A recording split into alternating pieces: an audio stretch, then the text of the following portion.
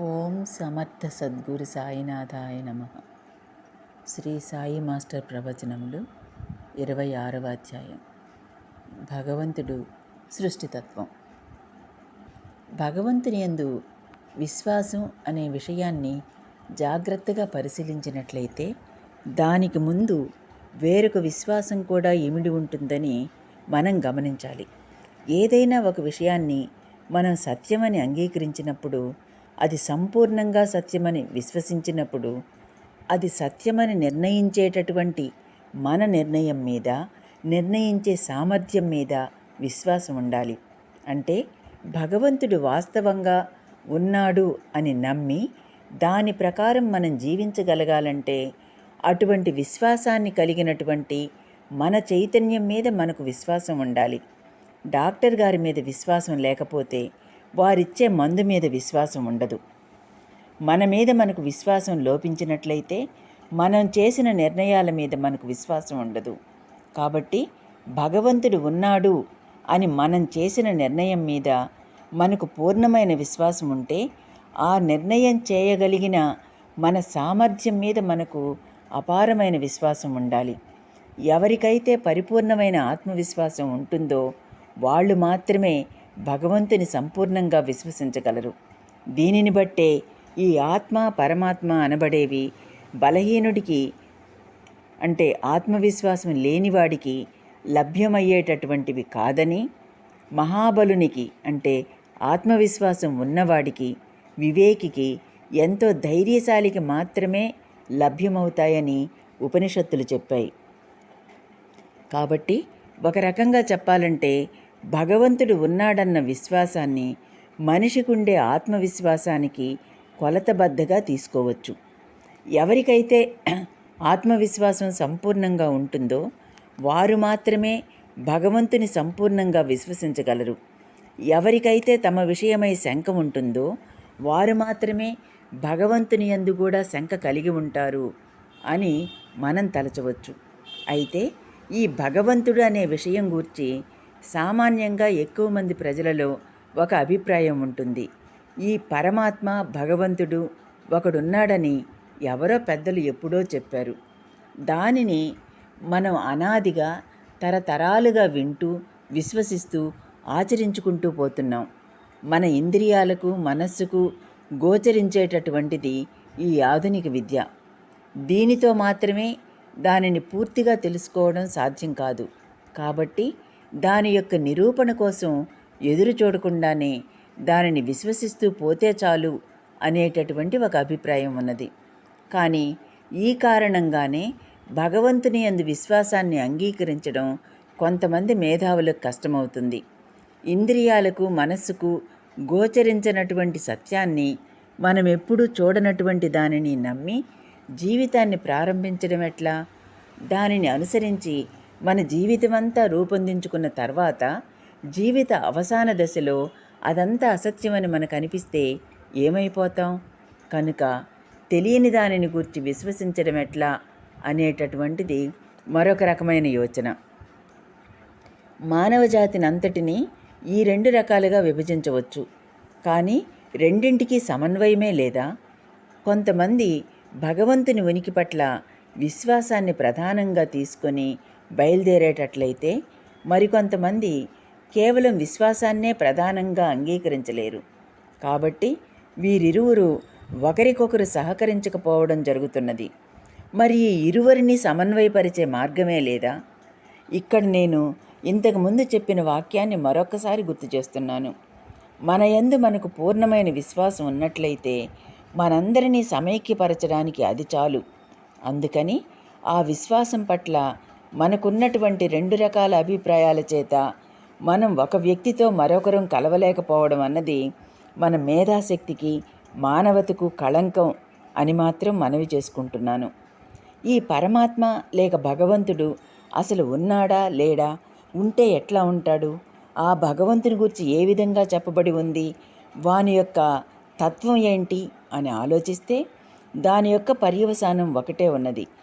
ఏది వాస్తవంగా ఉన్నదో అది భగవంతుడు అని అర్థం. దేనివల్లనైతే ఈ విశ్వమంతా ఏర్పడిందో, దేనివల్లనైతే ఈ విశ్వం ఇలా కొనసాగుతున్నదో ఈ రకమైన పరిణామాలు చెందుతున్నదో, దేని యొక్క సామర్థ్యం చేతనైతే మనకు ఈ తెలుసుకునేటటువంటి సామర్థ్యం మనలో ఉన్నదో అదే పరమాత్మ యొక్క నిర్వచనం. ఇది తెలియకపోవడం చేత అటు సామాన్య ప్రజలు కానీ, ఇటు భగవంతుడనే భావాన్ని అంగీకరించని వారు కానీ ఒక పొరపాటు అభిప్రాయానికి గురవుతున్నారు. భగవంతుడనేవాడు ఈ ప్రపంచానికి, మనకు, ప్రకృతికి సంబంధం లేకుండా ఎక్కడో కూర్చుని ఒక యంత్రాన్ని నడిపినట్లు ఈ సృష్టిని నడుపుతుంటాడు అని భగవంతుని ఆస్తిక్యాన్ని అంగీకరించే వాళ్ళు విశ్వసిస్తూ ఉంటారు అనే భావన వల్ల కొందరు భగవంతుని ఆస్తిక్యాన్ని అంగీకరించకపోవడమూ ఉన్నది. అయితే భగవంతుని ఉనికిని విశ్వసించే వాళ్ళు కూడా కొందరు ఈ భావనతో విశ్వసించేవారు ఉన్నారు. ఆ విధంగా నమ్మేవాళ్ళు ఉండబట్టి భగవంతుని నమ్మేవాళ్ళంతా ఇటువంటి వాళ్లేనని, దైవం అనే భావం అటువంటిదేనని అనుకొని అసలు మొత్తాన్ని కాదనుకునేవారు ఉన్నారు. కానీ కొంచెం నిదానంగా ఆలోచించి ఈ భగవంతుడు అనేది ఎటువంటిది అని గమనించినట్లయితే లేదని చెప్పడానికి వీలు లేనిది ఏదైతే ఉన్నదో దానిని వాళ్ళు భగవంతుడు అన్నారని అర్థమవుతుంది. ఏది లేదని చెప్పినట్లయితే చెప్పడానికి, వినడానికి, ఉండడానికి ఏమాత్రం వీలుండదో అదే ఆ భగవంతుడు అని అర్థమవుతుంది. ఇది మనం గమనించవలసిన విషయం. ఎప్పుడూ చూడనటువంటి ఆ భగవంతుణ్ణి మనం నమ్మడం ఎలా? ఎవరో చూశారట, చెప్పారట అని నమ్మడం సమంజసమా? అయితే అటువంటిది నిజంగా ఉన్నదా లేదా అని మనం పరిశీలన చేసుకొని ఒకానొక అవగాహనకు రాకముందు నమ్మడం ఎలా సాధ్యం? మనమెప్పుడూ చూడనటువంటి ఒకానొక వ్యక్తిని కానీ, ఆ వ్యక్తి యొక్క మంచితనాన్ని కానీ నమ్మడం ఎలా వీలవుతుంది? నిత్య జీవితంలో ఉదాహరణ తీసుకోండి. మనమెక్కడా చూడని ఒక మనిషిని, అతని మంచితనాన్ని కొంచెం కూడా చవి చూడకుండా ఆ వ్యక్తిని ఎలా విశ్వసిస్తాం? అటువంటప్పుడు ఎప్పుడూ చూడని ఆ పరమాత్మను విశ్వసించడం ఎలా సాధ్యం? ప్రపంచంలో భగవంతుని యొక్క ఆస్తిక్యాన్ని అంగీకరించిన వివిధ మతాలున్నాయి. క్రైస్తవము, ఇస్లాము, హైందవము మొదలైన మతాలున్నాయి. ఆ మతాలలో భగవంతుని ప్రత్యక్షంగా చూసిన మహనీయులు ఆ భగవంతుణ్ణి ఎటువంటి గుణాలు గలవానిగా వర్ణించారో తెలుసుకొని వాటన్నింటిలో సమానంగా ఉన్న గుణాలన్నింటినీ తీసుకొని అటువంటిది అసలు ప్రకృతికి మూలంగా, ఆధారంగా ఏమైనా ఉన్నదా అని ఆలోచించడం శాస్త్రీయమైన పద్ధతి. అంటే మనమెప్పుడూ చూడనటువంటి ఒక వస్తువును ఇతర వస్తువులతో పాటు అవతలి గదిలో పెట్టి ఆ వస్తువు ఉన్నదో లేదో చెప్పమంటే ఆ చూసి వచ్చినవాడు చెబుతాడు ఆ వస్తువు ఫలానా రీతిన ఫలానా గుణాలు కలిగి ఉంది అని. అదే రీతిన మనమెప్పుడు చూడనటువంటి ఒకానొక తత్వం ఈ సృష్టికి మూలంగా ఉన్నదా లేదా అని మనం తెలుసుకోవాలంటే దానిని చూసిన వారు దాని గుణాలు ఏ విధంగా ఉన్నాయో చెప్పారు. ఆ గుణాలన్నింటినీ సమీకరించుకొని అటువంటి గుణాలు కలిగి ఉన్నటువంటిది ఒకటి నిజంగా ఉన్నదా లేదా అని మనం ఆలోచించవలసి ఉంటుంది. అట్లా నిర్ధారణ చేసుకున్న తర్వాత ఉండేటటువంటి విశ్వాసం సరి అయినది. ఆధునికమైన విద్యకు, ఆలోచనకు, శాస్త్రీయమైనటువంటి పరిజ్ఞానానికి ఇది సరి అయినది. ప్రపంచంలో ఆస్తికంగా భగవంతుని యొక్క ఉనికిని అంగీకరించినటువంటి మతాలలో చెప్పినటువంటి భగవంతుని యొక్క లక్షణాలను 6 లేక 7 లక్షణాలను ప్రధానంగా తీసుకున్నట్లయితే ఆ మతాలన్నీ కూడా భగవంతుని గురించి ఒకే విధంగా చెప్పాయని తెలుస్తుంది. భగవంతుడు రూపం లేనివాడు. అయితే ఆయన ఏ రూపమైనా చెంది ఉండవచ్చు. ఆయన సర్వగతుడు. ఆయన లేని ప్రదేశమే లేదు.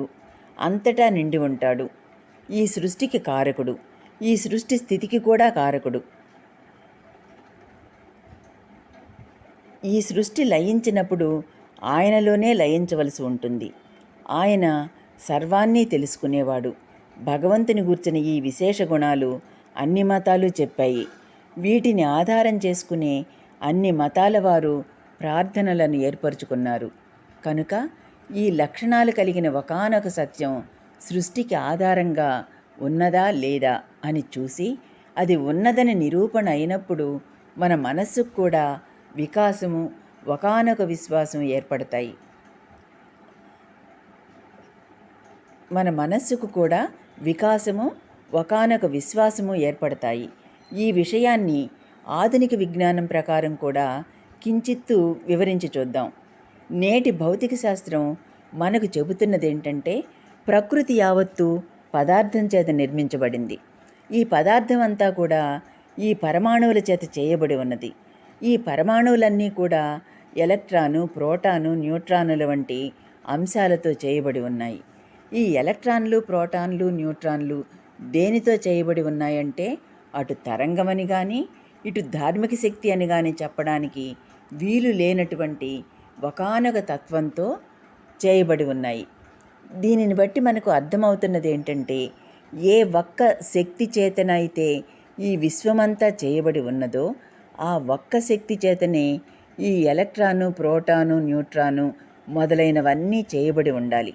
వాటి యొక్క సమ్మేళనం చేతనే ఈ పరమాణువులు చేయబడి ఉండాలి. ఈ పరమాణువుల యొక్క సమ్మేళనం చేతనే అణువులు చేయబడి ఉండాలి. వాటి యొక్క ఈ అణువుల యొక్క సమ్మేళనమే ఈ విశ్వం. అంటే ఆ మూలమైనటువంటి కణం ఏదైతే ఉన్నదో ఆ ఒక్కదాని చేతనే ఈ విశ్వమంతా చేయబడి ఉన్నది. దానికి ఇంతకుముందు మనం భగవంతునికి చెప్పుకున్నటువంటి 6 గుణాలలో 5 గుణాలు ఉన్నాయి. భగవంతునికి రూపం లేదు అన్నాము. ఈ శక్తికి కూడా రూపం లేదు.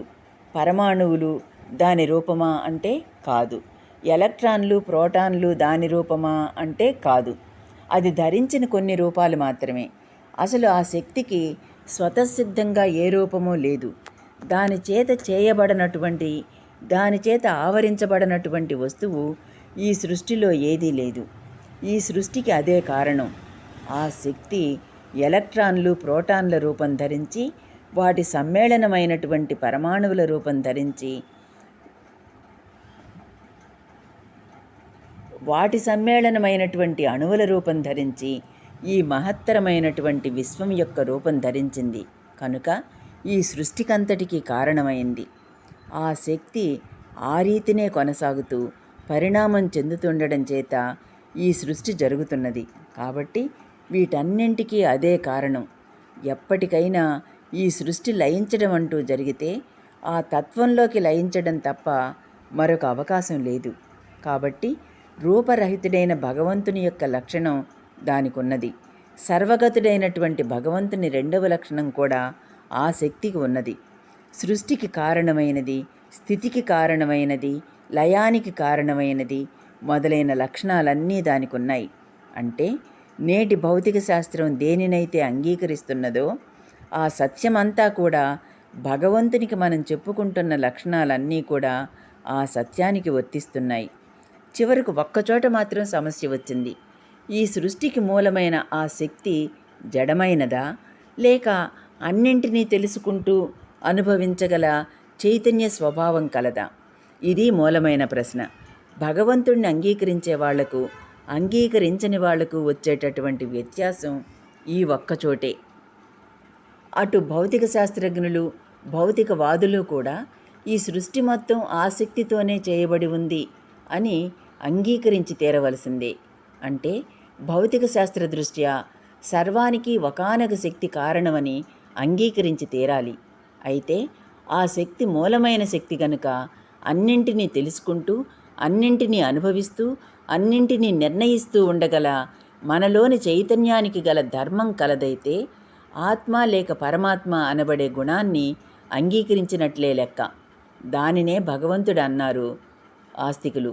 అట్లా కాక అటువంటి తెలుసుకునేటటువంటి ఎరుక దానికి లేకపోయినట్లయితే, అంటే అది విద్యుత్ శక్తి, అయస్కాంత శక్తి వంటి జడమైన శక్తి మాత్రమే అయినట్లయితే అప్పుడు భౌతికవాదాన్ని కానీ, భగవంతుడు లేడనేటటువంటి నాస్తికవాదాన్ని కానీ సత్యమని మనం అంగీకరించవలసి ఉంటుంది. కాబట్టి ఆ శక్తి సచేతనమవునా కాదా అన్నది ప్రధానం. అప్పుడు ఒక్క విషయం ఆలోచించవలసి ఉంటుంది. ఈ సృష్టికి మూలమైన శక్తి ఒకానొకటి ఉన్నదని భౌతిక శాస్త్రజ్ఞులు కూడా అంగీకరిస్తున్నారు. ఆధ్యాత్మిక తత్వవేత్తలు కూడా అన్నింటిలోనూ నిండి ఉన్నటువంటి అదృశ్యమైన అతీతమైన ఒక శక్తి ఉన్నది, అదే భగవంతుడు అని నమ్ముతున్నారు. మన పెద్దవాళ్ళు పాడే తత్వాలను చూస్తే ఆ సంగతి స్పష్టమవుతుంది. అలాగాక కొందరు నేటి భౌతికవాదులు చెబుతున్నట్లు గాలివాన చూసి భయపడి కాదు, అగ్నిని చూసి భూకంపాన్ని చూసి భయపడి కాదు, అన్నింటిలోనూ నిండి ఉన్నటువంటి అద్భుతమైన అగోచరమైన అతీంద్రియమైన ఒకానొక శక్తి ఉన్నది, అదే ఈ సృష్టిని నడుపుతున్నది అని తెలిసి దాని యొక్క ప్రీతి కోసం, దాని యొక్క సంతృప్తి కోసం, దానితో సంయోగం చెందడం కోసం మాత్రమే వాళ్ళు చేస్తున్నారు అని పరిశోధనలు నిరూపిస్తున్నాయి. యాంథ్రపాలజీలో ఈ విషయాలన్నీ ఉన్నాయి. కాబట్టి నేటి విజ్ఞాన పరిశోధనలను బట్టి చూస్తే వారిది కూడా ఊహాగానమే కానీ వాస్తవం కాదని తెలుస్తున్నది. ఈ పరిశోధనలను బట్టి చూస్తే 18వ శతాబ్దం చివర 19వ శతాబ్దం ప్రారంభంలోనూ ఒకానొకరు మతం అనేది ఈ విధంగా ప్రారంభం అయి ఉంటుంది అని చెప్పారు. కానీ జాతి మీద, సంస్కృతి మీద తర్వాత చేసిన పరిశోధనలను బట్టి అది వారి స్వకల్పితమేనని నిరూపణ అవుతున్నది. ఈ విధంగా ఇప్పుడు మనం చెప్పుకున్న విధంగా సైన్స్ పరంగా కొద్దిగా మాత్రమే తీసుకొని దానిని వివరించుకుంటూ విమర్శించుకుంటూ ఏ విధమైన నిర్ణయానికి వచ్చామో ఇటువంటి భావాలతోనే అవతలి వారు కూడా చేస్తున్నారని తెలిసినప్పుడు మన యొక్క భావాలను సంస్కరించుకోవలసిన అవసరం ఉన్నది. ఆస్తికులు నాస్తికులు పరస్పరం అవగాహన చేసుకునేటటువంటి అవసరము సమయము ఇప్పుడు వచ్చింది.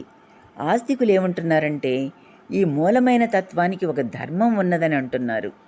ఆ ధర్మం లేదని అనడానికి వీల్లేదు. ఎందుకంటే ఆ ధర్మం లేకపోతే ఈ సృష్టి జరగడానికి అవకాశం లేదు.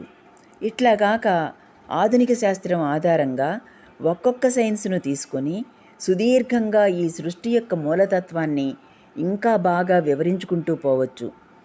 ఇప్పుడు చెప్పినవి స్థూలంగా కొద్ది విషయాలు మాత్రమే. దీనిపై ఇంకా ఇంకా విశ్లేషించి వివరించుకుంటూ పోయిన కొద్దీ ఇదే ఇంకా బాగా నిరూపణ అవుతూ పోతుంది తప్ప మనం పక్కకు తొలగిపోయేందుకు ఆధారాలు నాకు తెలిసినంత వరకు ఎక్కడా దొరకలేదు. అలాగని నాకంతా తెలుసునని కాదు, నేను చూసినంత వరకు ఎక్కడా లభించలేదని మాత్రం చెప్పగలను. కాబట్టి మనం విశ్వసిస్తున్నది నిరూపించలేని ఒకానొక విషయాన్ని కాదు, దేనినైతే నిరూపించడం కష్టమో దానిని గూర్చి లేదని విశ్వసిస్తున్నామన్నమాట. ఎందుకంటే ఏది ఉన్నదో ఏది లేకపోతే ఈ సృష్టి కానీ నేను కానీ మీరు కానీ ఉండమో, మాట్లాడడం చెప్పుకోవడం వినడము అనేవి ఉండవో దానిని లేదని అనడం ఎట్లా? ఎందుకంటే అది లేదు అన్నప్పుడు నేను మాట్లాడడం మీరు వినడం, నేను చెప్పినది మీరు అవునని కానీ కాదని కానీ చెప్పడం ఎలా సాధ్యమవుతుంది? నేను కొన్ని భావాలు చెప్పాలంటే అవి నాకు అర్థం కావాలి, ఆలోచన ఉండాలి. మీ అందరికీ కూడా ఆలోచించే అర్థం చేసుకునే సామర్థ్యం ఉండాలి. అప్పుడు మాత్రమే మీతో మాట్లాడడం, మీరు వినడం, మీరు అంగీకరించడం లేక అంగీకరించకపోవడం జరుగుతుంది. అసలు అది లేనే లేదంటే మీతో మాట్లాడడం ఎట్లా సంభవం? ఎందుకంటే ఇది కేవలం భౌతికమే అయితే రసాయనిక పదార్థంలో మాత్రమే ఈ సృష్టి మొత్తం చేయబడినట్లవుతుంది. అప్పుడు మనం కూడా రసాయనిక పదార్థం యొక్క కూర్పు మాత్రమేనన్నమాట. అప్పుడు దాని యొక్క రసాయనిక ధర్మం మాత్రమే జీవితం అవుతుందన్నమాట. అదే గనక నిజమైతే దానికి క్షేత్రం అనే గుణం ఎలా వీలవుతుంది? దీనినే కంక్లూజన్ ఆఫ్ కేటగిరీస్ అంటారు. తత్వశాస్త్రంలో ఫిలసాఫికల్ కేటగిరీస్ అంటారు. అంటే ఏంటంటే చైతన్యం అనేది భౌతికం నుంచి ఏ విధంగానూ ఉత్పన్నం కాజాలదు. కేవలం భౌతికమైనది చైతన్యం నుంచి ఉత్పన్నం కాదు, ఉత్పన్నం చేయదు కూడా. అంటే చైతన్యం భౌతికం అనేవి పూర్తిగా భిన్నమైనవే. ఈ విషయం బాగా గమనించాలి. అంటే నీరు మంచుగడ్డ అనేవి పూర్తిగా భిన్నమైన పదార్థాలు అనుకోండి, ఒకదానికొకటి ఏమాత్రం సంబంధం లేనివని అనుకోండి. అంటే ఏమిటంటే నీరు ఐసు అనేవి ఒకే పదార్థం యొక్క రెండు స్థితులు కాకుండా పూర్తిగా భిన్నమైనవి కనుక అయితే ఒకదానిలోంచి మరొకటి మారడం కానీ ఒకదానితో ఒకటి సంపర్కం చెందడం కానీ సాధ్యం కాదు. అదే రీతిన చైతన్యం వేరు పదార్థం వేరు గనుక అయితే ఒక చైతన్యం పదార్థం నుంచి రావడానికి వీలు కాదు. వివరంగా ఆలోచిస్తే ఇదంతా భౌతికమే అన్న సిద్ధాంతం చెప్పేది ఇదన్నమాట. కానీ ఇందాకటి నుంచి మనం చేసుకున్నటువంటి చర్చ యొక్క పర్యవసానం ఏంటంటే, చైతన్యం తనలో తాను చేసుకునేటటువంటి మార్పులను, ఆ చైతన్యంలో భాగమైన మనము వాటిని అనుభవించేటటువంటి పద్ధతి భౌతికత. కాబట్టి భగవంతుని పట్ల విశ్వాసం ఉపయోగకరమైనదే కానీ సత్యమైనది కాదు అనే భావం సరి అయినది కాదు. అది సత్యమైనది అన్నది మాత్రమే విశ్వసించాలి. అది సత్యమైనది అని మనమెందుకు విశ్వసిస్తున్నామంటే, సృష్టి ఉన్నదని విశ్వసిస్తున్నాం గనక. సృష్టికి మూల కారణమైన ఒకానొక శక్తి ఉన్నది అని విశ్వసిస్తున్నాం గనక. కారణం లేనిదే ఏదీ ఉండజాలదని ఆధునిక శాస్త్ర పరిజ్ఞానం కూడా అంగీకరిస్తున్నది. కాబట్టి సైన్స్కంతా పట్టుకొమ్మ అయినటువంటి కార్యకారణ సంబంధమైన దానిని తీసుకున్నట్లయితే నిమిత్త కారణం, ఉపాదాన కారణం అని వేదాంతంలో 2 కారణాలు చెబుతారు.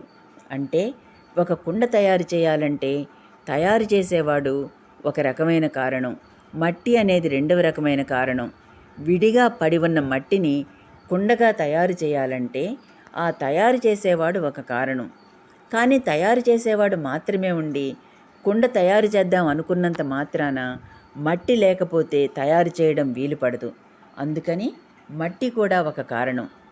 కానీ మట్టి మాత్రమే ఉంటే కూడా చాలదు, చేసేవాడు లేకపోతే. అందుకని కుండ తయారు చేసేవాడు ఒక హేతువు, అలాగే మట్టి కూడా మరొక హేతువు. ఈ 2 రకాల హేతువులు లేక ఏ క్రియ జరగదు. అయితే కుండను తయారు చేసిన తర్వాత కుండకు ముందుగా ఉన్న మట్టి ఉన్నదే, అది కుండ రూపంలో కూడా కొనసాగుతుంది. అట్లాగే కుండను తయారు చేసిన వాడు ఆ కుండ రూపంలోని కూర్పు కూడా అలానే కొనసాగుతాయి. ఉదాహరణకు పెద్ద పెద్ద భవనాలు ఎప్పుడో కట్టినవి మనం చూస్తూ ఉంటాం. ప్రాచీనులు కట్టిన ఆ భవనాలు అలాగే ఉండబట్టి ఫలానా వాళ్ళు కట్టారు అని తెలుస్తున్నది. ఎందుకని? చైతన్యవంతమైన వ్యక్తులు ప్లాన్ చేసి కడితే మాత్రమే ప్రకృతిలో అవి అలా ఉండడానికి వీలవుతుంది. కానీ ఎన్ని వేలసార్లు హిమాలయ పర్వతాలు విరిగిపడినా జారిపడినా ఒక్కసారి కూడా బెడ్రూము, డ్రాయింగ్ రూము మొదలుగా గల ఇంటి రూపంలో మాత్రం పడదు. When by chance. అందుకని ఇటువంటి చిత్ర విచిత్రమైన కూర్పు కలిగిన ఈ విశ్వం, ఇటువంటి జీవరాశి, మానవుని యొక్క తత్వం ఇవన్నీ ఇంతటి చక్కటి కూర్పుతో ఏర్పడ్డాయంటే ఇవన్నీ గుడ్డిగా బ్లైండ్ ఛాన్స్ ఏర్పడ్డాయనడానికి అవకాశమే లేదు. అవకాశం ఉందని ఎవరైనా వితండంగా వాదించడం మొదలు పెడితే ఏమవుతుందంటే బ్లైండ్ ఛాన్స్కి కూడా తెలివితేటలు ఉన్నాయని ఒప్పుకోవలసి వస్తుంది. అదే భగవంతుడంటే. ఎందుకింత విచికిత్స చేస్తున్నానంటే, కనబడని దానిని, మనం చూడలేని దానిని, నిరూపించలేని దానిని విశ్వసిస్తున్నాం అనే బలహీనత మనకుండనవసరం లేదు. మనం చూస్తున్న దానిని అర్థం చేసుకుంటే మరొకటి సత్యం కావడానికి వీలు లేని దానిని మాత్రమే మనం భగవంతుడని విశ్వసిస్తున్నాం, గుర్తుంచుకోవడానికి ప్రయత్నం చేస్తున్నాం. అది అంటే ఆ భగవంతుడు ఉన్నాడని మనం అంగీకరిస్తే ఉపయోగం ఏంటన్నది 2వ ప్రశ్న. నిజమే, భగవంతుడు అనేవాడు ఉన్నాడనుకుందాం. వానిని గుర్తుపెట్టుకోకపోతే గుర్తుపెట్టుకోకపోతే మనకు దాహం తీరదా? అన్నం తింటే ఆకలి తీరదా? గుర్తుపెట్టుకోవడం ఎందుకు? పూజలు పునస్కారాలు ఎందుకు? దానిని ప్రత్యేకంగా మన జీవితానికి ఆశయంగా పెట్టుకొని దాని పరంగా మాత్రమే ధర్మాధర్మాలు పొందడం ఎందుకు? అట్టి విశ్వాసం లేకుండా పొందవచ్చు కదా అన్నది ఒక వాదం. కానీ ఒక్క విషయం ఉన్నది, నిర్మోహమాటంగా వేసుకోవలసిన ప్రశ్న ఒకటి ఉంది. భగవంతుడున్నాడని విశ్వసించేవాళ్ళు, విశ్వసించని వాళ్ళు కూడా ఒప్పుకునే విషయం ఒకటి ఉన్నది. మానవుడు సాటి మానవులను మానవత్వంతో చూడాలి. ఏ మనిషి సాటి మనిషిని పీడించకూడదు. అందరూ కలిసి జాతి యొక్క ప్రగతి కోసం ప్రయత్నం చేయాలి అనే సిద్ధాంతాన్ని నిరాకరించే సిద్ధాంతం ఈ ప్రపంచంలో లేదు. కానీ మూలమైన ప్రశ్న ఏంటంటే, ఇట్టి సిద్ధాంతాన్ని ఎందుకు అంగీకరించాలి అన్నది. మానవులం కాబట్టి అంగీకరించాలి అన్నారనుకోండి. అయితే ఆ సిద్ధాంతం తెలుసుకుని ఆ ప్రకారం జీవిస్తున్నామా, జీవించగలమా అని ఆలోచిస్తే పొడుగునా అలా కలిసి జీవిస్తున్నామని ఎక్కువ మందిని చెప్పలేం. కానీ ప్రయత్నం చేయవలసి ఉన్నది. రాతితో శిల్పాన్ని చెక్కుతున్నాం, క్రమంగా అవుతుంది. ప్రయత్నం చేయగా చేయగా తయారవుతుంది. అలాగే కృషి చేయగా చేయగా ఎప్పటికైనా ఆ స్థితికి వస్తాము అని ఒక ఆశయం పెట్టుకొని బయలుదేరుతున్నాం. మనస్సును, ఇంద్రియాలను అదుపులో పెట్టుకుంటూ మనసును ఇంకా ఇంకా నైతిక మార్గం వైపుకు తీసుకువెళ్ళడానికి అందరం కలిసి కృషి చేస్తున్నాం. మనం నడుస్తూ సాటివారిని కూడా అలా నడిపించడానికి ప్రయత్నిస్తున్నాం. కానీ మానవులం కాబట్టి ఎట్లా పడితే అట్లా జీవించాలని అనుకోవడం లేదు కదా. కనుక మానవులం కాబట్టి అన్నది ఒక వాదం కాదు. భగవంతుడు అనే దానిని పక్కన పెడితే మనం సాటివారి కోసం ఎందుకు పాటుపడాలి? ధర్మంగా ఎందుకుండాలి? సత్యంగా ఎందుకుండాలి? దయగా ఎందుకుండాలి? మరొకరిని ఎందుకు చంపకూడదు? శాస్త్రీయంగానే ఆలోచిద్దాం. ధర్మం ప్రకృతి సిద్ధమని చెప్పగలమా? ఈ వాదం అసలు నిలబడదు. ఈ అనంత సృష్టిలో పురుగులను కప్ప తింటుంది, కప్పను పాము తింటుంది, పామును ముంగిసి తింటుంది, ముంగిసను నక్క తింటుంది, నక్కను మరొకటి తింటుంది. 100 పుల్లిస్తరాకులు బయట పారేసిన ఒక బలమైన కుక్క వాటిని తరిమేసి తాను తిని వెళ్ళాక గాని మరొక దానిని రానియకుండా ఉండడానికి ప్రయత్నం చేస్తోంది.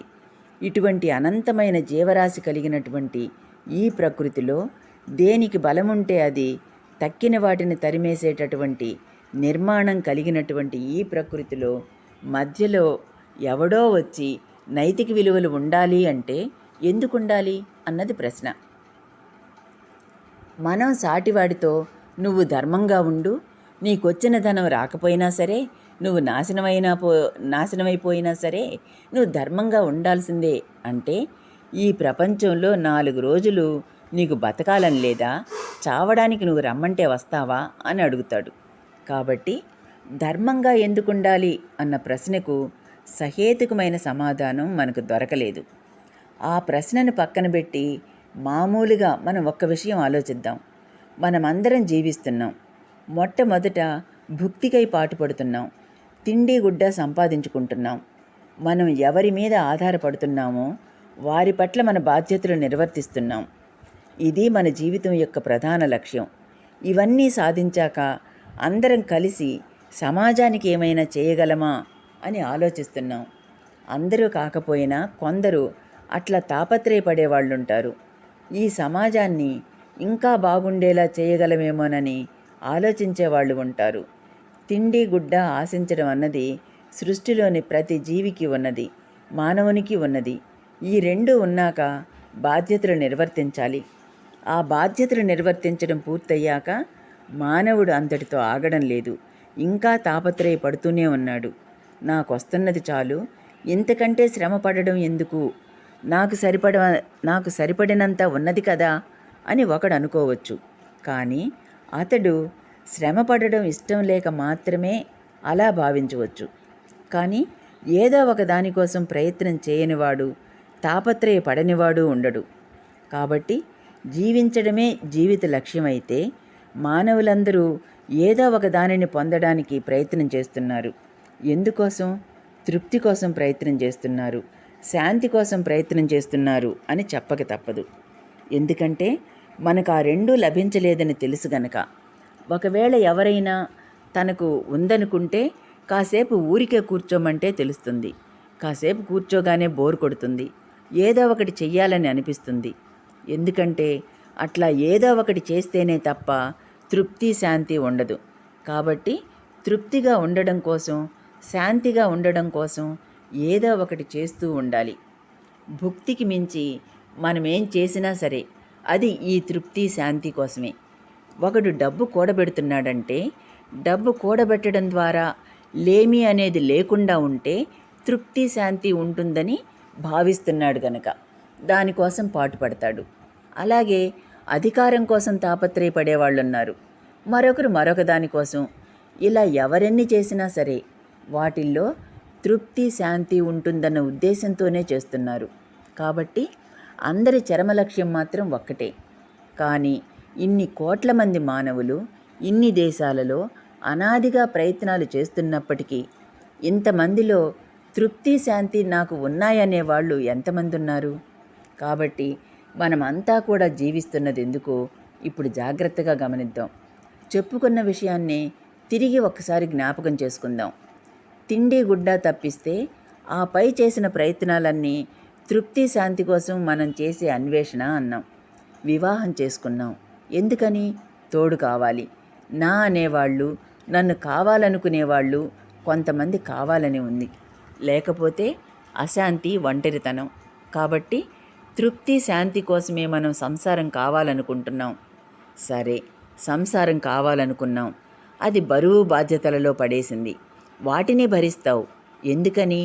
ఒకానొక నాటికి పిల్లలు పెద్దవాళ్ళైతే, వాళ్ళ కాళ్ళ మీద వాళ్ళు నిలబడితే, అప్పుడు వాళ్ళు మనకు కావలసినవన్నీ చూస్తూ ఉంటే తృప్తి శాంతితో ఉండవచ్చునన్న ఆశతో జీవిస్తున్నాం.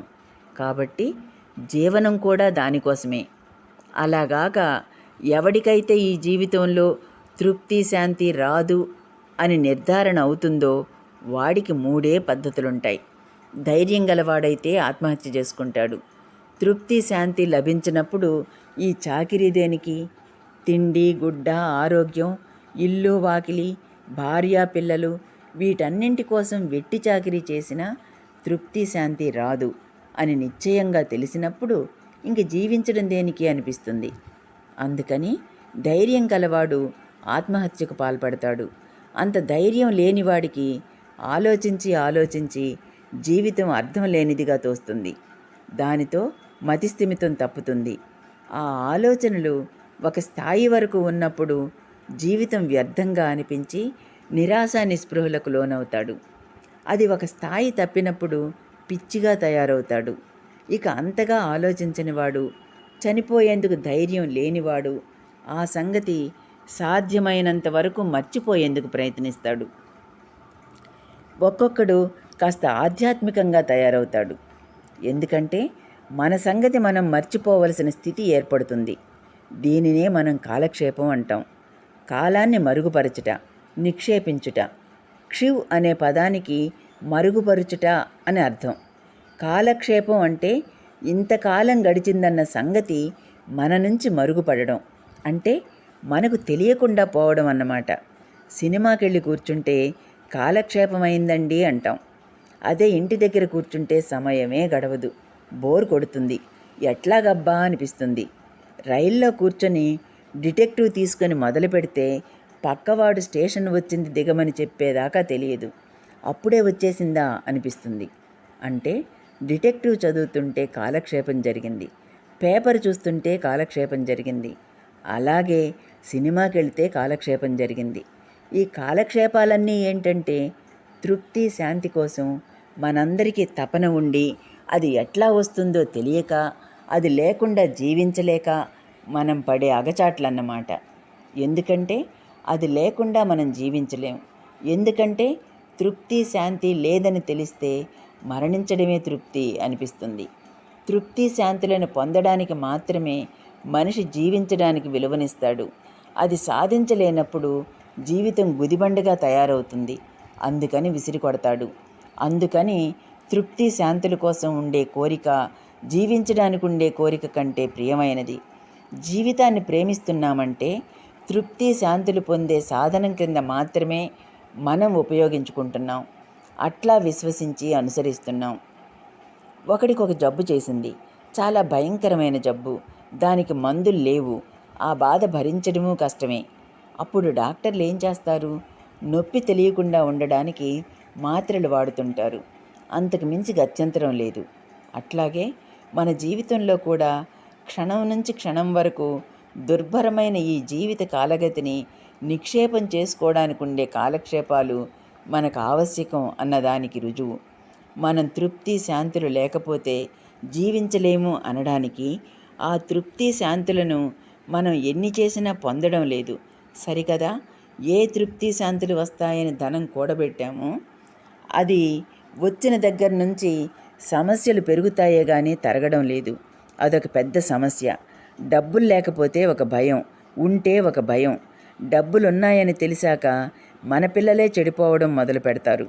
దానికోసం ఆశించేవారంతా మన చుట్టూ, మన పిల్లల చుట్టూ చేరి కల్లబొల్లి మాటలు చెప్పి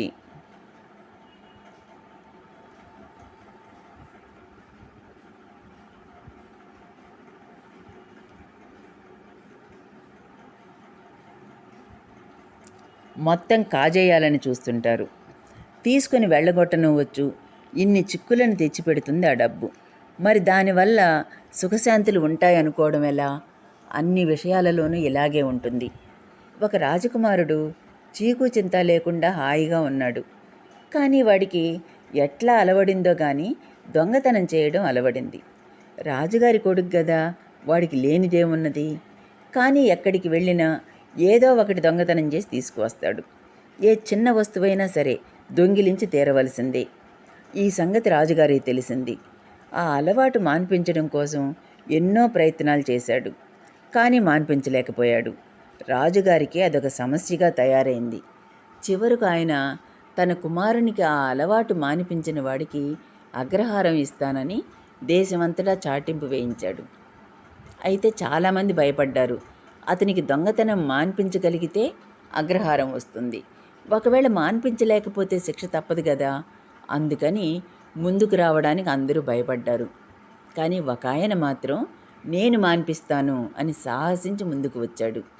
కొన్నాళ్ళు అతని వెంట ఉండి అతని అలవాట్లు గుణగణాలు గమనించాడు.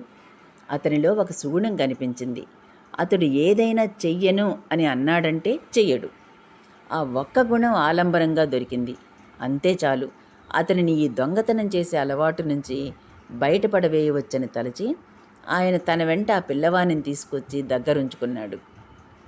తర్వాత ఒక పుట్టినరోజు సందర్భం చూసుకొని అతనిని పిలిచి, నాయనా, నా పట్ల ఇంత భక్తి శ్రద్ధలతో ఉన్నావు కదా, మరి నా కోసం ఈ సందర్భంగా దొంగతనం చేయడం మానేయమన్నాడు.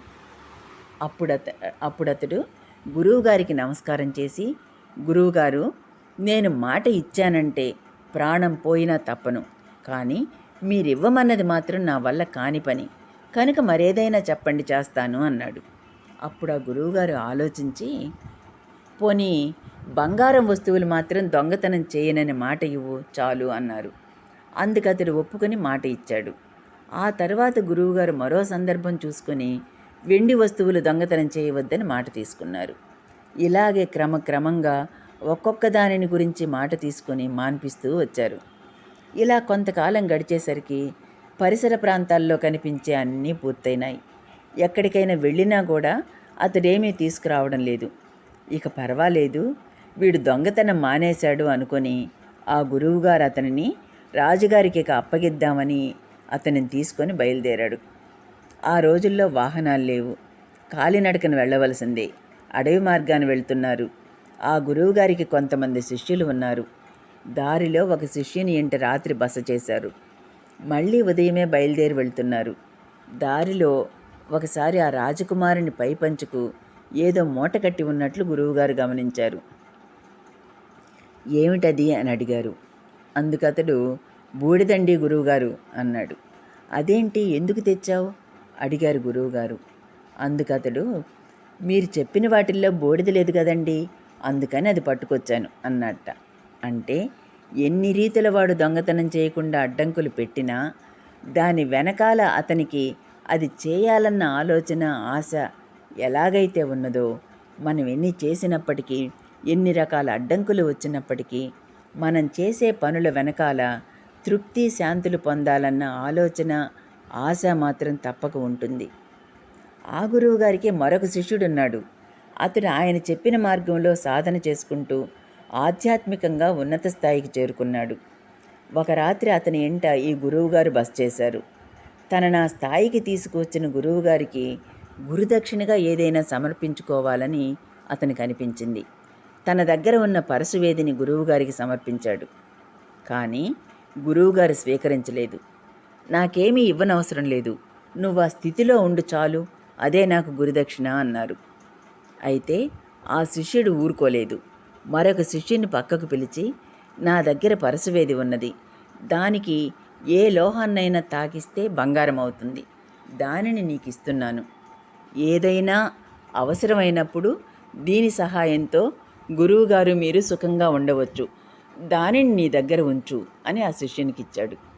సరే, మళ్ళీ ఆ గురు శిష్యులు అక్కడి నుంచి బయలుదేరారు. కొంత దూరం వెళ్ళాక ఆ శిష్యుడు, నాకు భయంగా ఉంది గురువుగారు అన్నాడు. అదేంట్రా, ఇప్పటిదాకా బాగానే ఉన్నావు కదా, ఇప్పుడేమైందిరా అన్నారు గురువుగారు. ఏమోనండి, భయంగా ఉంది అన్నాడతడు. గురువుగారు సంగతి గ్రహించారు. అప్పుడు వాడితో, అయితే ఒక పని చేయరా, ఆ భయాన్ని అవతల పారేయ్ అన్నారు.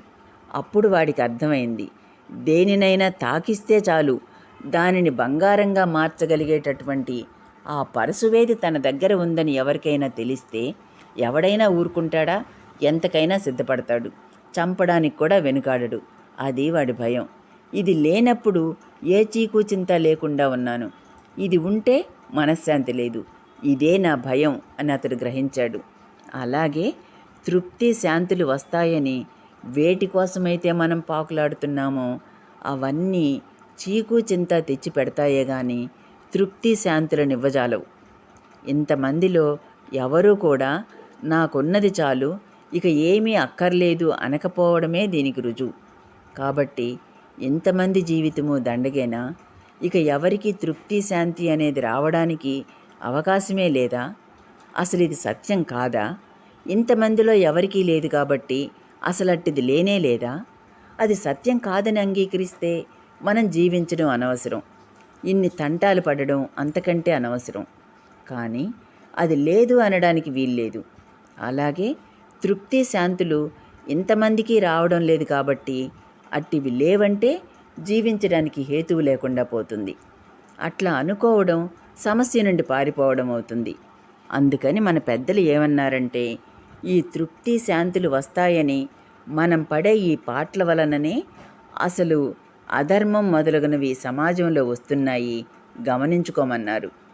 తిండి, గుడ్డ, కుటుంబ బాధ్యతలు నెరవేరితే చాలు అనే దృష్టి పోయి ఇంకా ఇంకా సంపాదిస్తే తృప్తి శాంతులు వస్తాయని భ్రమించబట్టి స్వార్థం పెరిగి అధర్మ మార్గాలను అవలంబిస్తున్నారు అని పెద్దలు చెప్పారు. అయినా తృప్తి శాంతులు సాధ్యమవునా కాదా అన్న ప్రశ్నకు కూడా వారు సమాధానం చెప్పి ఉన్నారు. గాఢ నిద్ర పోతున్నప్పుడు, స్వప్నమైనా లేని గాఢ నిద్ర పోతున్నప్పుడు ఆ గాఢ నిద్రలో ఎటువంటి తపన చింత లేదు చూసుకో అన్నారు. మెలకువలో ఉండగా ఇన్ని కోట్ల మంది ఇన్ని రకాలుగా ప్రయత్నిస్తున్నప్పటికీ రానటువంటి తృప్తి శాంతి గాఢ నిద్రలో ప్రతివాడికి వస్తున్నది చూసుకోమన్నారు. కాబట్టి అటిది లేదనడానికి వీల్లేదు. కారణం అది ప్రతివాడికి అనుభవం అవుతున్నది కనుక. ఇది ఫలానా వస్తువు అని ఎందుకు అనుకుంటున్నాం? అది అందరికీ అట్లాగే అనుభవం అవుతుంది గనుక. అట్లాగే నిద్రలో తృప్తి శాంతులనేవి వాస్తవం, జీవితంలో ఒక భాగం అని అంగీకరించవలసి ఉంటుంది. అయితే నిద్రలో ఉంటున్న ఆ తృప్తి శాంతులు జాగ్రత్తావస్థలో ఎందుకు రావడం లేదు అన్న ప్రశ్నకు కూడా వాళ్ళు సమాధానం చెప్పారు. ఆ తృప్తి శాంతులు ఎక్కడి నుంచి వస్తున్నాయో తెలుసుకుంటే ఇప్పుడు కూడా పొందడానికి వీలవుతుంది అన్నారు. దాని గురించి కూడా వాళ్ళు దారి చూపారు. మెలకువలో ఉన్నప్పుడు సుఖం వచ్చినా దుఃఖం వచ్చినా కూడా మనలోని 5 జ్ఞానేంద్రియాలు, మనస్సు పనిచేస్తాయి. కానీ గాఢ నిద్రలో ఇవి పనిచేయకుండా మూతపడిపోతాయి. మనస్సు పనిచేయదు. మనస్సు పనిచేస్తే కలలొస్తాయి. ఇంద్రియాలు పనిచేయవు. పనిచేస్తే మెలకువ వస్తుంది. కాబట్టి ఇవన్నీ కట్టుబడిపోయిన స్థితి గాఢ నిద్ర. అంటే సుఖం కానీ దుఃఖం కానీ వేటి ద్వారానైతే రావడానికి వీలుందో ఆ ద్వారాలన్నీ పూర్తిగా మూసుకుపోయిన స్థితి గాఢ నిద్ర. అప్పుడు తృప్తి శాంతి ఏ ద్వారం గుండా వచ్చాయని మనం చెప్పగలం? ఏ ద్వారం గుండానూ రావడానికి వీల్లేదు. అన్ని ద్వారాలు మూతపడిపోయాయి. అంటే తృప్తి శాంతి మనలోనే ఉన్నాయన్నమాట. బయట నుంచి వచ్చినవి కావు. స్వతసిద్ధంగా మనలోనే ఉన్నది. మనలోనే ఉంటే మరి మెలకువలోనే ఎందుకు లేకుండా పోయాయి? ఒక్కరికి మాత్రమే కాదు, ఎంతమందికి ఎందుకు పోయాయి? ఎవరికి ఎందుకు అనుభవం కావడం లేదు? దానికి కూడా వారు సమాధానం చెప్పారు. ఒక తొట్టి ఉందనుకోండి, ఆ తొట్టి నిండా నీళ్లున్నాయి. ఆ నీరు నిశ్చలంగా ఉన్నప్పుడు తొట్టి అడుగు భాగం స్పష్టంగా కనబడుతుంది. ఆ నీటిని బాగా కదిలిస్తే తొట్టి అడుగు కనిపించదు. అలాగే మనం ఆ తొట్టి వంటి వాళ్ళం. మనలో ఎప్పుడూ ఉండినప్పటికీ గాఢ నిద్రలో మాత్రమే అనుభవమయ్యే తృప్తి శాంతి ఎప్పుడూ ఉండే ఆ తొట్టి అడుగు వంటిది. ఆ పైన ఉండే నీటి వంటిది మనస్సు. ఈ మనస్సు గాఢ నిద్రలో నిశ్చలంగా ఉండడం చేత తొట్టి అడుగు వంటి ఆ నిశ్చలమైనటువంటి తృప్తి శాంతులు మనకు అనుభవం అవుతున్నాయి. ఇటు మెలకువలో కానీ స్వప్నంలో కానీ మనస్సు రకరకాల ఆలోచనలతో కలిసివేయడం చేత, మరుగుపడి ఉండడం చేత మనకు మెలకువలో అనుభవం కాకుండా పోతున్నది. కానీ మనలో ఉన్నదనడానికి మాత్రం గాఢ నిద్రావస్థ అని పెద్దలు చెప్పారు. కాబట్టి ఎటువంటి ఆలోచన లేని స్థితికి మనస్సును మెలకువలోనే గనక తీసుకువెళ్ళగలిగితే అప్పుడు జీవితం అంతా దేని మీదైతే ఆశ పెట్టుకుని బ్రతుకుతున్నామో అట్టి గాఢ నిద్రావస్థలోని తృప్తి శాంతి మనకు అనుభవం అవుతుంది. మెలకువలో ఉండగానే గాఢ నిద్రలోని స్థితి అంటే ఎటువంటి భావాలు ఆలోచనలు లేని స్థితిని పొందడం అనే దానిని యోగము అని పెద్దలు చెప్పారు. యోగ చిత్తవృత్తి నిరోధ, చిత్తవృత్తి నిరోధమే యోగము అని చెప్పారు. అంటే మనస్సులోని ఆలోచనలను నిరోధించగలిగితే శాంతి వస్తుంది అని చెప్పారు. మనం ధనము, కీర్తి, సంసారం మొదలైన వాటి కోసం ప్రయత్నిస్తూ ఉన్నది కూడా ఆ తృప్తి శాంతి కోసమే. కానీ వాటి వల్ల అధర్మం, అశాంతి పెరుగుతూ వచ్చి జీవితంలో ఎప్పటికీ తృప్తి శాంతులు లేకుండా పోతున్నాయి. ఉన్నవాడికి అంతే, లేనివాడికి అంతే. భయము, దుఃఖము పెరుగుతూ పోతున్నాయి. కానీ యోగంలో అట్లా కాదు. దానిని సాధించడం కోసం మనం బతుకుతున్నాం అని తెలిసినప్పుడు ఈ తిండి గుడ్డల కోసం, సంసారం కోసం, భార్యాబిడ్డల కోసం పాటు పడుతూనే తృప్తి శాంతులు పొందగలుగుతాం. లేకపోతే ఇంత వెట్టి చాకిరీ వ్యర్థమైపోతుంది. బతుకంతా జీతం లేని వెట్టి చాకిరీ చేసినట్లు అయిపోతుంది. ఇదంతా సార్థకం కావడం దేని మీద ఆధారపడి ఉంది? మనం తృప్తి శాంతులు పొందడం మీద ఆధారపడి ఉంది. అందుకని మన బాధ్యతలు నెరవేర్చుకోవడానికి ఒక ప్రక్క ప్రయత్నం చేస్తూ మనస్సును ప్రశాంతి చేకూర్చుకోవడం కోసం కూడా ప్రయత్నం చేయవలసి ఉన్నది. మరి మెలకువలో నిద్రావస్థను పొందడం ఎలాగంటే మనస్సు యొక్క సంచలనం చేత కదా తొట్టి అడుగు కనిపించకుండా పోయింది. మనస్సు యొక్క సంచలనం వల్లనే కదా మనలో తృప్తి శాంతులు లేకుండా పోయాయి. అందుకని మనస్సు యొక్క చలనం ఆగాలి. ఇందుకు ముందుగా ఒక పద్ధతి ప్రకారం ఆలోచిద్దాం. మన మనస్సు అనవసరమైన విషయాల గురించి ఆలోచిస్తే అవసరమైన విషయాల గురించి ఆలోచిస్తే అర్థం ఉన్నది. మన తిండి, బట్ట, బాధ్యతల కోసం ఆలోచించడంలో తప్పేమీ లేదు. ఎందుకంటే తిండి లేకపోతే మన జీవితమే ఉండదు కనుక. కానీ అలాగాక కోటాది కోట్ల ఆలోచనలు వ్యర్థమైనవి వస్తున్నాయి కదా. ముందు వాటిని అదుపులో ఉంచడానికి ప్రయత్నించాలి. ఏ ముఖ్యమైన పని లేకుండా ఊరికే కూర్చున్నాం అనుకోండి, ఏ విధమైన ఆలోచనలు వస్తాయో గమనించండి. వాడిట్లా, వీడిటువంటి వాడు, వాడిట్లా మాట్లాడాడు, ఫలానా చోట ఫలానా విషయం జరిగింది, ఇలా అన్ని వ్యర్థమైన ఆలోచనలు వస్తుంటాయి. ఒకడు ఎలాంటి వాడైనా కావచ్చు, లేక చెడ్డవాడే కావచ్చు, వాడి గురించి ఆలోచించడం, మాట్లాడడం వల్ల మన సమయం వ్యర్థమవుతుంది. కాబట్టి అనవసరమైన విషయాలను గురించి ఆలోచించడం, మాట్లాడడం ఆపేయాలి.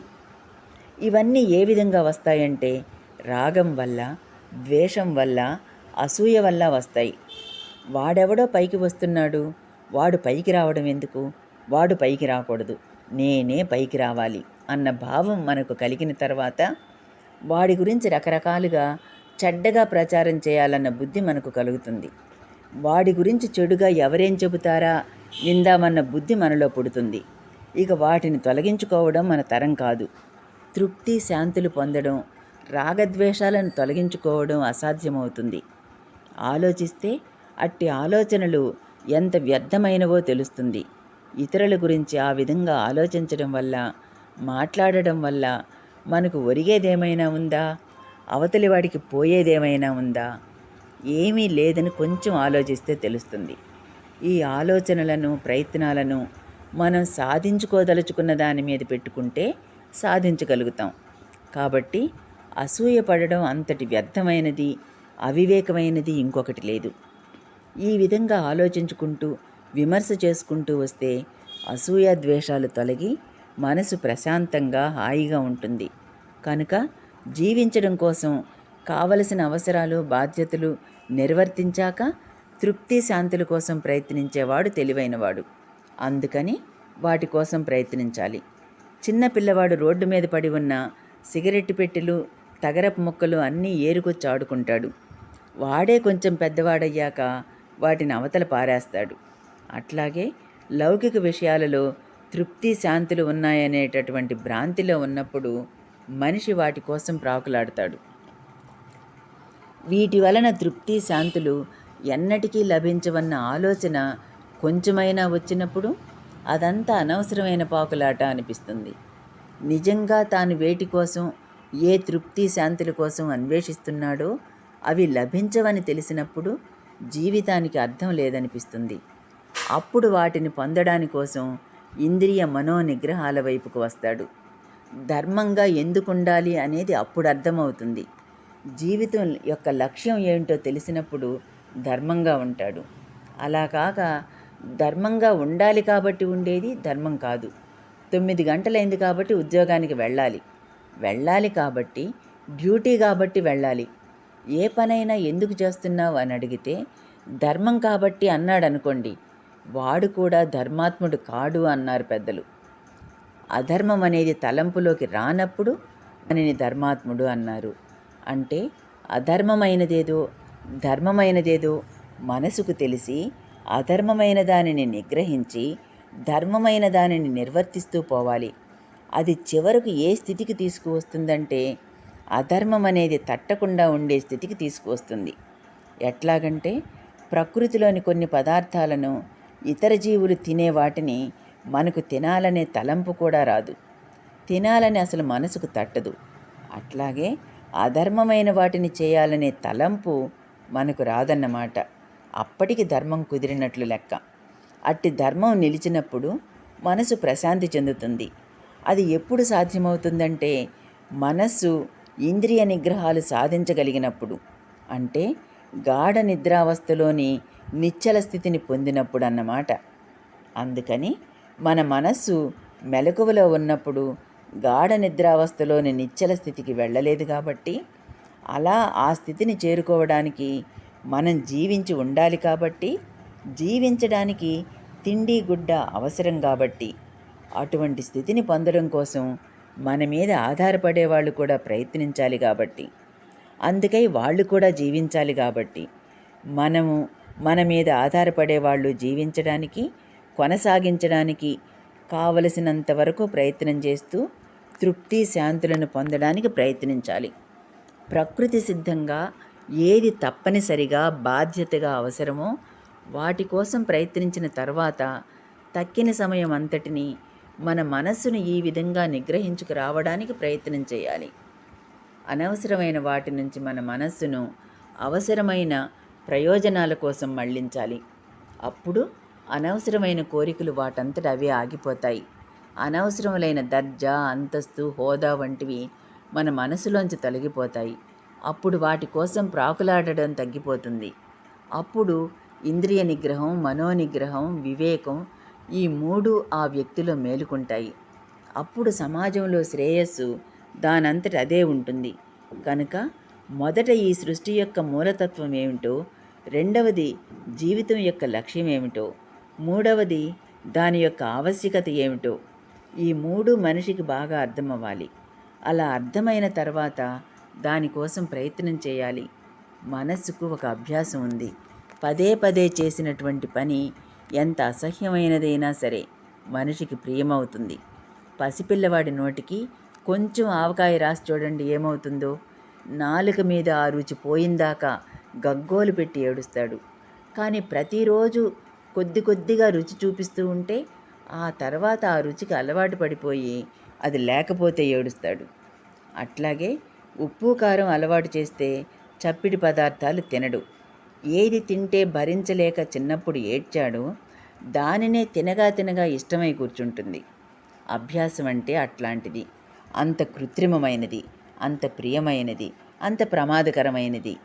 అయినా దానిని మనం అభ్యాసంతో ఏ విధంగా ప్రియమైనదిగా చేసుకున్నామో అదే రీతిని దీనిని కూడా అభ్యాసంతో పదే పదే మననం చేసుకోవడంతో, ఆలోచించడంతో ప్రియమైనదిగా చేసుకోగలుగుతాం.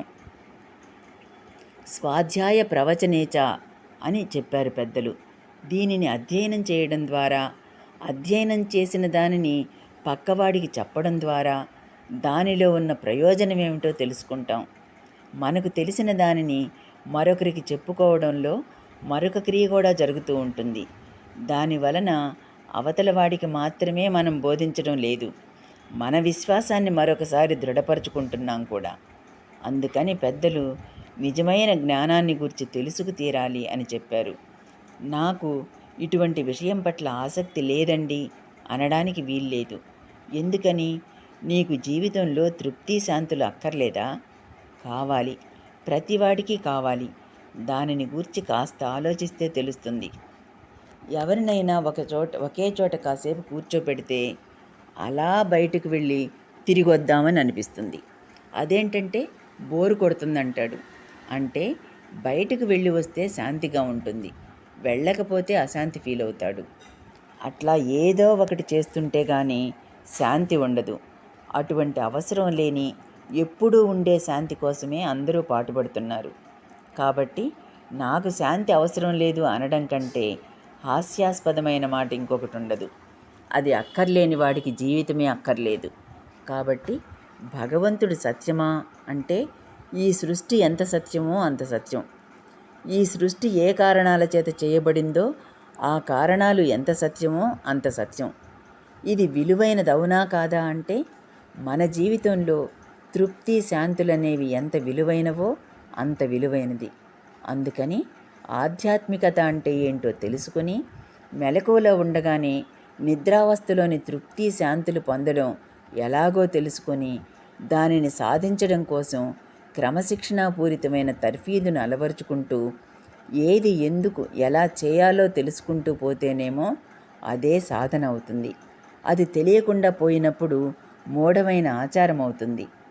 మనం పిల్లలకు ఆకాశం గూర్చి నక్షత్రాల గూర్చి అవి ఎందుకు అలా మిణుకుమిణుకుమని వెలుగుతుంటాయి, చంద్రుడు అలా తగ్గుతూ హెచ్చుతూ ఎందుకుంటాడు, భూమి ఎలా ఉంటుంది, మనకు కలలు ఎలా వస్తాయి, ఇలాంటి విషయాలన్నీ చెప్పడం ప్రారంభిస్తే పిల్లలు ఎంతో ఆసక్తిగా వింటూ ఇంకా ఇంకా ప్రశ్నలు వేస్తారు. కానీ అదే విషయాన్ని పాఠంగా చెప్పడం ప్రారంభిస్తే వినరు. ఇక్కడ బలవంతంగా చెప్పవలసి వస్తుంది. కానీ మనం చెబుతున్నప్పుడు మన నోరు నొప్పి పుట్టవలసిందే కానీ మనం చెప్పలేనంతగా ఎంతో ఆసక్తిగా అడుగుతారు. తెలుసుకోవడం అనే ఆసక్తి వలన మనం ఏ విషయాన్నైనా ఆలోచించి తెలుసుకుంటాం.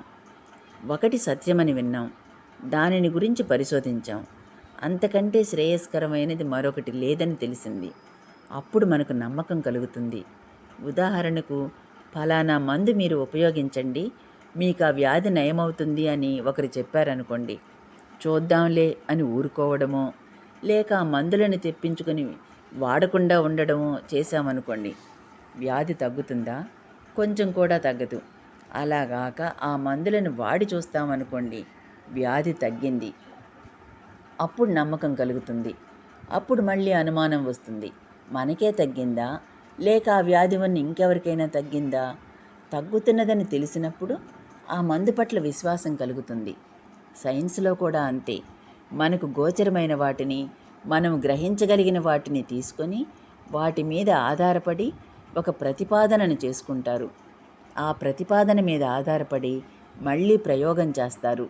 అప్పుడు వచ్చిన సమాధానం సరిపోయినట్లయితే ఆ సిద్ధాంతం సరి అయినదన్నమాట.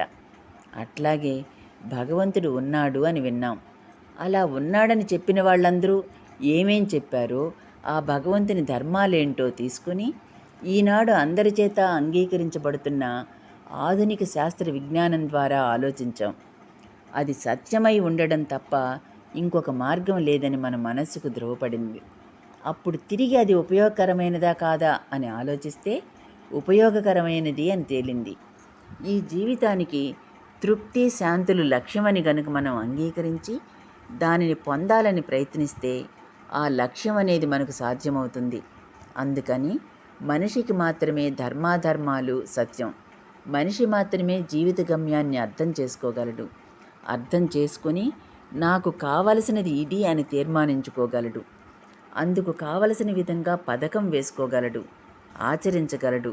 మనకు తృప్తి శాంతులు కావాలి గనుక వాటిని పొందవలసిన మార్గం ఇది అని తెలుసుకుని దానికోసం అన్వేషించుకుంటూ ఆ ప్రక్రియలో తనను నిగ్రహించుకుంటూ రాగద్వేషాదులను అదుపులోకి తెచ్చుకోగలడు.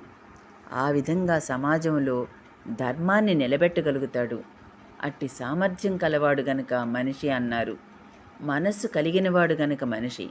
మనస్సు అంటే ఇట్టి యోచన, ఇది నాకు అక్కర్లేదు, ఇది నాకు కావాలి అని యోచించగలిగినవాడు. అందుకని భగవంతుడంటే ఉన్నాడని కానీ లేడని కానీ తెలుసుకోవడం అనేది నిజమైన జిజ్ఞాస. ఇది విశ్వాసం మీద ప్రశ్న కాదు.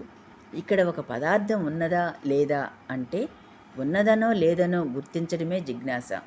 దానిని విశ్వసించడం, ఉపయోగించడం తర్వాత సంగతి. అందుకనే మన పెద్దలు స్వాధ్యాయ ప్రవచనాల ద్వారా ప్రత్యక్ష గోచరం కాని దాని పట్ల విశ్వాసం పొందవలసింది, గుడ్డిగా నమ్మవద్దు అని చెప్పారు. భగవద్గీతలో శ్రీకృష్ణుడు ఏం చెప్పాడంటే, సత్వగుణము, రజోగుణము, తమోగుణములనేవి ఉన్నాయి. రజోగుణము, తమోగుణము గలవారు సరిగా అర్థం చేసుకోవడానికి ప్రయత్నం చేయరు. అసలు తత్వం అంటే ఏమిటో తెలుసుకోవాలనే జిజ్ఞాస పేరు సత్వగుణ ప్రధానమైన జిజ్ఞాస లేక బుద్ధి. మనిషి యొక్క తత్వం ఏమిటి, జీవిత పరమార్థం ఏమిటి, జీవిత పరమావధి ఏమిటి అనే ఆలోచించే మనస్సు సాత్వికమైన మనస్సు. అది చేసే యోచన, జ్ఞాన సముపార్జన సాత్వికమైనది. దానిని పొందవలెనన్న శ్రద్ధ సాత్వికమైన శ్రద్ధ. అందుకోసం చేసే కర్మలన్నీ కూడా సాత్వికమైనవి. అట్లా కాకుండా కర్మలు ఉండేవారు గుడ్డిగా చేసిన సరి అయిన ఫలితం రాదు అని గీతలో స్పష్టంగా చెప్పారు. ఉదాహరణకు అన్నదానం చేయడం గురించి ఇదివరలో చెప్పుకున్నాం. అందుకని ఆ రీతిని జీవిత పరమావధిని గూర్చి స్పష్టంగా తెలుసుకొని జీవించడం మానవుని యొక్క లక్ష్యం. అట్టిది కలిగినవాడు కనుక మనిషి అన్నారు. కనుక ఇది సత్యమా సత్యం కాదా అనే విచికిత్స మనిషికి సహజమై ఉండాలి. లేకపోతే మనిషికి ఇంతటి శాస్త్ర పరిజ్ఞానం ఎందుకు? నక్షత్రాలు ఎట్లా ఉంటే మనకెందుకు? భూమి ఎట్లా ఉంటే మనకెందుకు? చంద్రుడు ఎట్లా ఉంటే మనకెందుకు? ఈ సైన్స్ అంతా ఎందుకు? టెక్నాలజీ ఎందుకు అంటే ఆ తెలుసుకోవాలనే జిజ్ఞాస. అందుకని ఇది నిజంగా ఉన్నదా? సైన్స్ పరంగా నిరూపించబడిందా? అది చూసినప్పుడు అది సాధించిన వాళ్ళు ఏదైతే చెప్పారో అవన్నీ ఈనాడు సైన్స్ పరంగా నిరూపణ అవుతున్నాయి. సిద్ధ నాగార్జునుడు ఏదైతే చెప్పాడో ఇప్పటి ఆధునిక శాస్త్రజ్ఞులు అదే చెబుతున్నారు. వారు చెప్పిన వాటిని రెండింటినీ పక్కపక్కన పెట్టి చూస్తే ఎవరు చెప్పినదేదో రచయితల పేర్లు చెప్పకపోతే ఎవ్వరూ చెప్పలేరు. ఈ సృష్టి యొక్క తత్వాన్ని గూర్చి పూర్వపు ఋషులు చెప్పిన దానిని, ఇప్పటి శాస్త్రజ్ఞులు చెప్పిన దానిని చూస్తే ఏది పూర్వ ఋషుల అభిప్రాయమో, ఏది ఆధునిక శాస్త్రవేత్తల అభిప్రాయమో తెలుసుకోలేము. ఎందుకంటే వారు చెప్పిన నిర్వచనాలు ఒకే రకంగా ఉండడమే. అదేవిధంగా ఇటీవలి కాలంలో కూడా రమణ మహర్షి, రామకృష్ణ పరమహంస వంటి వారిని తీసుకున్నట్లయితే అటువంటి మహాత్ములు అన్ని మతాలలోనూ ఉన్నారు. చిత్రమేమంటే భగవద్ అనుభూతి పొందిన అటువంటి మహాత్ములందరూ కూడా వేదాంత చర్చ కానీ తర్కం కానీ చేయలేదు. సూటిగా జీవితంలో ప్రయోగం చేశారు. అప్పుడు వాళ్ళు భగవంతుని గూర్చి స్పష్టమైన నిర్వచనం ఇచ్చారు. వీరిలో ప్రపంచంలోని అన్ని మతాలకు చెందిన వారు ఉన్నారు. చూడడానికి ఒక మతం మరొక మతంతో సిద్ధాంతపరంగా ఏకీభవించదు. కానీ ఆ మతాలలోని పరిపూర్ణత చెందిన మహాత్ములు ఆ చరమస్థితిలో తమకు పరమాత్మ గూర్చి ఏమనుభవమైందో చెప్పినవి మాత్రం ఒక్కటిగానే ఉన్నాయి. అది ఆశ్చర్యకరమైన విషయం. పాశ్చాత్య దేశాలలోని మహాపండితులలో ఒకరైన అథర్టన్ వివిధ దేశాలలోని పరిపూర్ణులైన మహాత్ముల చరిత్రలు, వారి యొక్క అనుభూతులను గూర్చి వివరంగా తెలుసుకుంటూ వచ్చి ఒక గొప్ప గ్రంథం రాశారు. అది చదివితే మనకు తెలుస్తుంది. ఒకరు వైష్ణవ సాంప్రదాయంలోని వారై పరిపూర్ణులై ఉండవచ్చు, మరొకరు బౌద్ధము, మరొకరు ఇస్లాంకు చెందిన వారై ఉండవచ్చు. కానీ వారికి కలిగిన ఆధ్యాత్మిక అనుభూతి సరిగ్గా ఒకేలాంటి పదజాలంలో చెప్పబడడం చిత్రం.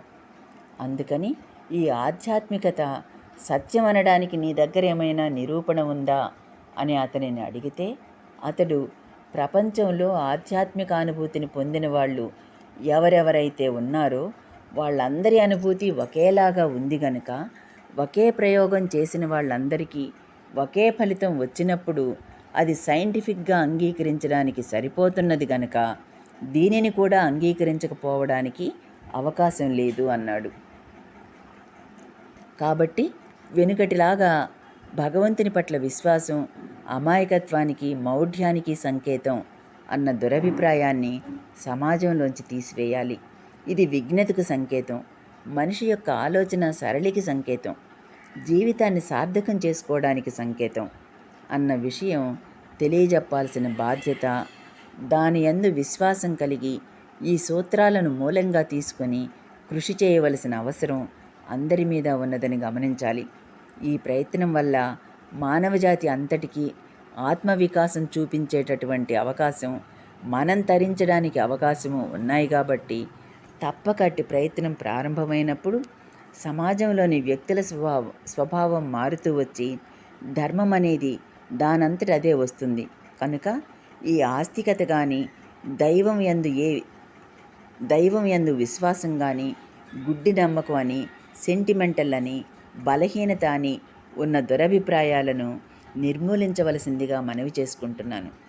ఈ విధంగా మనిషి చేసేటటువంటి కృషి చక్కటి యోచనకు సంకేతం, ఆత్మవిశ్వాసానికి, భగవంతుని పట్ల విశ్వాసానికి సంకేతం. ఇది మనోవికాసానికి, మనుగడకు అవసరమైనటువంటి మూల ప్రాతిపదిక. ఇది సత్యం, ఉపయోగం అన్న విషయాన్ని సమాజానికి ఎన్ని విధాల వీలైతే అన్ని విధాలా చెప్పుకుంటూ పోయినట్లయితే, దేనికోసమైతే మనమందరము కృషి చేస్తున్నామో దానిని మనమందరము కలిసి సాధించగలుగుతామని మరొక్కసారి మనవి చేసుకుంటూ, ఇటువంటి సదవకాశం ఇచ్చిన మీ అందరికీ కృతజ్ఞతాభినందనలు చెబుతూ సెలవు తీసుకుంటున్నాను. ఓం సమర్థ సద్గురు సాయినాథాయ నమః.